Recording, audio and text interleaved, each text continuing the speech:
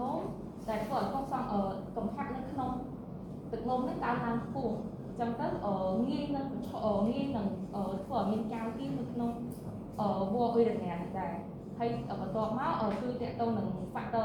alimentaire តកតងនឹងសិក្ខាចំណីអាហារដូចជាចំណីអាហារដែលសម្បូរពួកកាល់ស្យូមនោះមានដូចជាពពួកទឹកដោះគោពពួកសាច់សត្វអីជាដើមហើយតកតងនឹងសម្បូរនៅអ៊ីពីអុកសាឡាតដូចពពួកសូកូឡាពពួកតែអីហ្នឹងហើយដោយសារកង្វះនៅការបរិភោគនៅពពួក collagen ពពួក fiber ហើយមួយទៀតគឺ factor familio ហ្នឹងគឺតកតងនឹងកត្តាគ្រួសារហ្នឹងមកពីបំរែបំរួលនៅមួយកាសុំរបស់ដែរឬក៏មកពី share dietary habit មកពី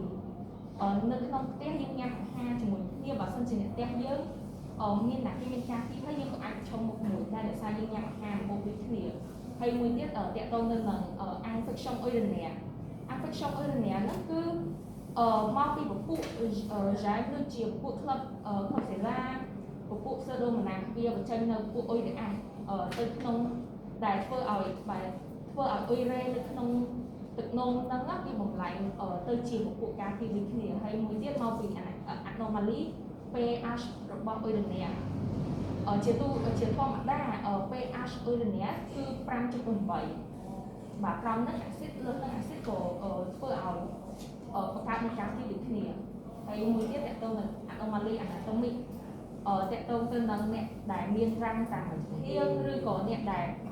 មានរាងក្រៀងដូចកញ្ចក់ជើងសេះអីជាដើមហើយមួយទៀតតកតងនឹង medicament គឺជាពពួក antiprotease ដែល tri therapy គេប្រើសម្រាប់ពួក anti VIH ពពួកហ្នឹងក៏ធ្វើឲ្យមានការគីនឹងដែរហើយមួយទៀតគឺពពួកដូចជា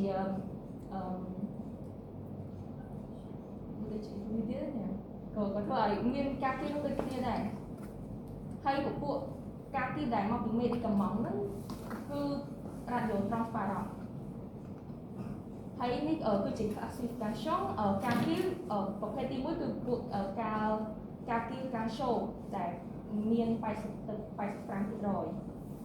នៃការគីដែលកើតឡើងនៅក្នុងវ៉លអ៊ុយរ៉ាញ៉ាហ្នឹង